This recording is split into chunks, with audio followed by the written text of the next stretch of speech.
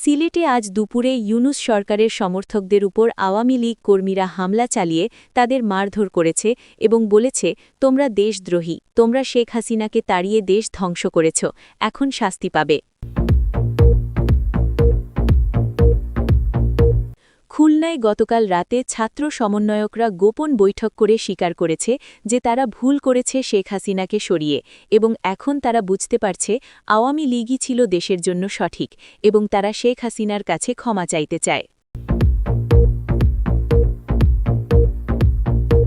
রাজশাহীতে আজ ভোরে আওয়ামী লীগের সশস্ত্র ক্যাডাররা ইউনূস সরকার সমর্থকদের অফিসে আগুন দিয়েছে এবং হুমকি দিয়েছে যে ১৬ ডিসেম্বরের পর যারা শেখ হাসিনার বিরোধিতা করবে তাদের এই পরিণতি হবে। ময়মনসিংহে গতকাল রাতে আওয়ামী লীগের গোপন অস্ত্রাগার থেকে অস্ত্র বের করা হয়েছে এবং কর্মীদের বলা হয়েছে ১৬ ডিসেম্বর যদি কেউ বাধা দেয় তাহলে শক্তি দিয়ে জবাব দিতে হবে, কারণ এবার শেখ হাসিনা ফিরছে চিরতরে থাকতে। গতকাল রাতে ছাত্র সমন্বয়কদের জরুরি বৈঠক হয়েছে এবং তারা সিদ্ধান্ত নিয়েছে নিজেদের রাজনৈতিক দল গঠন করবে, কারণ ইউনূস সরকার তাদের সাথে বিশ্বাসঘাতকতা করেছে এবং আওয়ামী লীগই ছিল সঠিক যারা দেশ চালাতে জানে।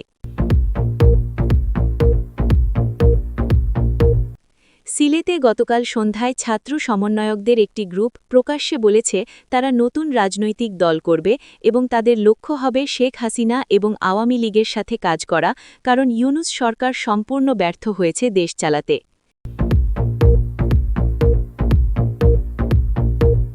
আজ সকালে আওয়ামী লীগের গোপন সূত্র জানিয়েছে শেখ হাসিনা আগামী ১৬ ডিসেম্বর বিজয় দিবসে ঢাকায় ফিরছে এবং ভারত সরকার তাকে বিশেষ বিমানে পৌঁছে দেবে।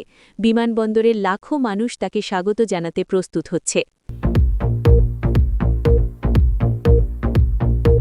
আজ ভোরে এনসিপি অন্তর্বর্তী সরকারের ৩ জন উপদেষ্টা পদত্যাগপত্র জমা দিয়েছে এবং প্রকাশ্যে বলেছে ইউনূস সরকার সম্পূর্ণ ব্যর্থ, তারা আর এই সরকারের সাথে থাকতে পারছে না, কারণ দেশ ধ্বংসের দিকে যাচ্ছে।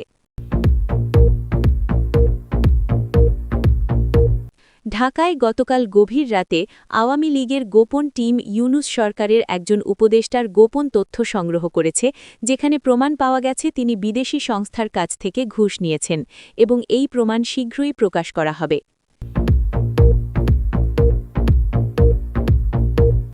বরিশালে আজ সকালে আওয়ামী লীগের বিশাল সমাবেশ হয়েছে, যেখানে ১০,০০০ মানুষ জড়ো হয়েছে এবং দাবি করেছে ইউনূস সরকার অবৈধ এবং তাদের অবিলম্বে পদত্যাগ করতে হবে। শেখ হাসিনাই একমাত্র বৈধ নেতা। চট্টগ্রামে গতকাল সন্ধ্যায় আওয়ামী লীগের হাজার হাজার কর্মী রাস্তায় নেমে বিজয় মিছিল করেছে এবং স্লোগান দিয়েছে ১৬ ডিসেম্বর হবে দ্বিতীয় বিজয় দিবস, যেদিন শেখ হাসিনা ক্ষমতায় ফিরবে এবং দেশকে রক্ষা করবে। নারায়ণগঞ্জে আজ দুপুরে ইউনূস সরকারের সমর্থকরা আওয়ামী লীগ কর্মীদের কাছে মার খেয়ে পালিয়ে গেছে এবং আওয়ামী লীগ নেতারা বলেছে, এখন দেখিয়ে দেব কারা এই দেশের আসল মালিক, ১৬ ডিসেম্বর থেকে নতুন ইতিহাস শুরু হবে।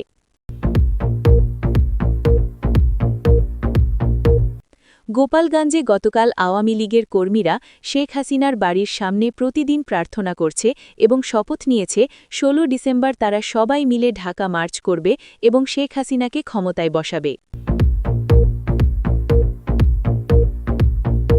ঢাকায় আজ গভীর রাতে আওয়ামী লীগের শীর্ষ নেতারা গোপন বৈঠক করে চূড়ান্ত পরিকল্পনা চূড়ান্ত করেছে এবং ঘোষণা দিয়েছে ১৬ ডিসেম্বর হবে নতুন স্বাধীনতা দিবস, যেদিন শেখ হাসিনা ফিরবে এবং বাংলাদেশকে আবার সোনার বাংলা বানাবে। কুমিল্লায় আজ ভোরে জুলাই আন্দোলনে অংশ নেওয়া ৫ জন ছাত্রকে আওয়ামী লীগের হিট স্কোয়াড ধরে নিয়ে গেছে এবং তাদের পরিবার কাঁদছে, কিন্তু পুলিশ কিছু করছে না, কারণ তারা জানে ১৬ ডিসেম্বরের পর আওয়ামী লীগই সব নিয়ন্ত্রণ করবে।